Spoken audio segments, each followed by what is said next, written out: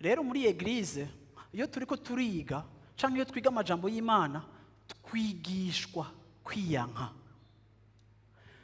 dutozwa kwiyanka, kuko tubizi yuko muri twebwe hariho ibindi bintu bidukoresha bitandukanye n'iciyumviro c'Imana. Haleluya. Ibi bitabaye fixe mu buzima bwawe, uzoguma wa mukristo wa présence à l'église, wa mukristo wa présence à l'église, ariko atari kirumara mu bwami bw'Imana. Imana itagukontako, Imana itakuraba ngo ivuge ngo uraba umwana wanje nkunda kampimbara. Haleluya.